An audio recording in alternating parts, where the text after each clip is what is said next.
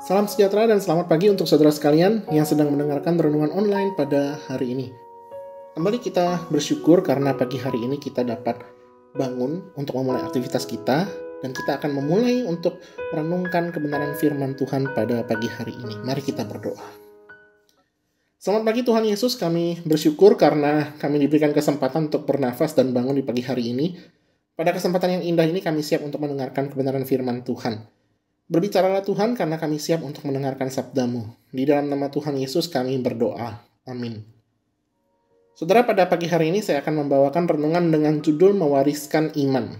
Bahan renungan hari ini akan saya ambil dari Ulangan 11 ayat 1 sampai dengan yang ke-7. Namun saya hanya akan membaca dari ayat 2 dan 7 saja. Demikianlah firman Tuhan. Kamu tahu sekarang, Kukatakan bukan kepada anak-anakmu yang tidak mengenal dan tidak melihat ajaran Tuhan Allahmu, kebesarannya, tangannya yang kuat, dan lengannya yang teracung. Ayat yang ke-7, sebab matamu sendirilah yang telah melihat segala perbuatan besar yang dilakukan Tuhan. Sedemikian jauh pembacaan firman Tuhan. Berbahagialah kita yang bukan hanya membaca tapi melakukan firman ini dalam hidup kita. Bagi orang-orang yang telah menikah dan memiliki anak, pasti memikirkan mengenai masa depan keluarga mereka. Mungkin juga sudah ada yang memikirkan tentang masa depan anak-anak mereka. Sehingga ada orang yang bekerja keras banting tulang supaya anak-anak mereka mendapatkan warisan. Warisan harta benda tersebut tentu dimaksudkan oleh para orang tua agar anak-anak mereka dapat memiliki modal kehidupan untuk fase-fase hidup mereka selanjutnya, dan tentunya bukan untuk difoya-foyakan. Saudara, warisan harta benda memang baik untuk kita tinggalkan bagi anak-anak kita. Tetapi yang paling penting yang harus kita wariskan kepada mereka adalah warisan iman. Itulah yang sebenarnya dapat membuat mereka tetap terus berpengharapan kepada Tuhan, sekalipun kehidupan mereka memasuki fase-fase yang sulit.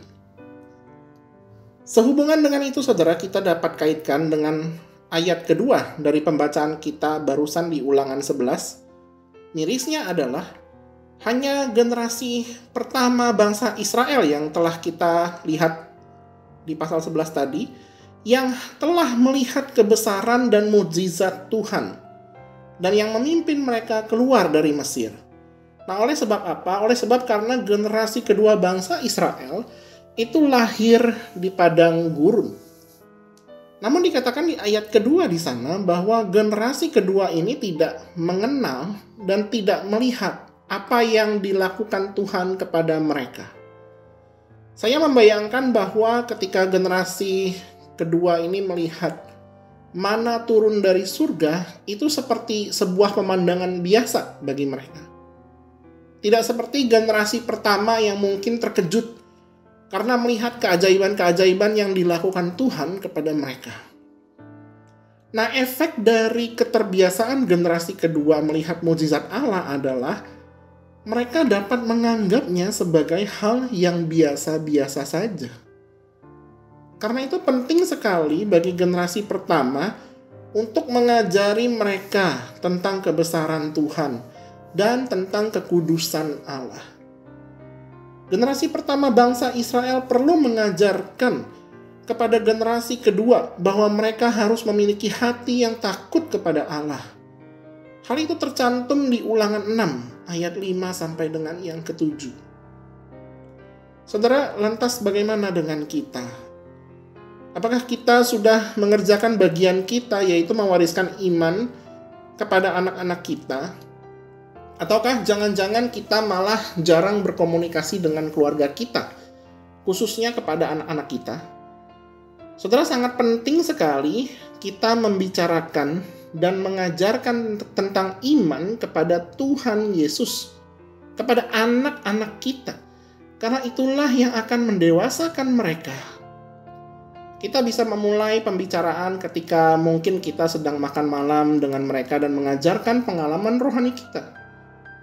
Atau pada saat senggang, kita bisa mengajarkan pengajaran iman kepada anak-anak kita. Jangan kita sebagai orang tua malah sibuk main HP, nonton TV, baca koran, dan sebagainya, tetapi tidak ada interaksi dengan anak-anak kita.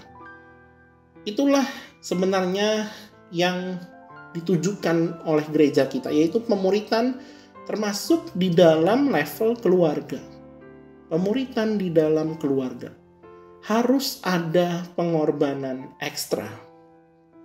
Kita tidak bisa ekspektasi anak-anak kita pasti akan bertumbuh imannya hanya ketika kita menyerahkannya ke gereja atau ke sekolah.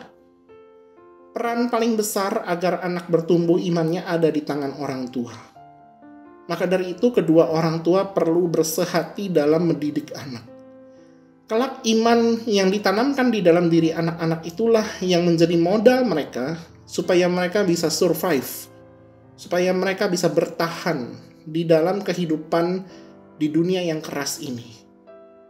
Ketika kelak anak kita beriman kepada Tuhan di dalam fase-fase kehidupan mereka selanjutnya, mereka akan memiliki pengharapan.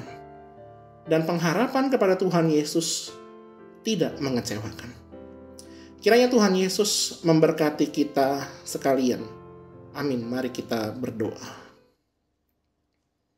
Tuhan Yesus, kami bersyukur karena kami memiliki Allah yang sungguh besar seperti Engkau, yang maha kuasa dan tidak pernah meninggalkan kami.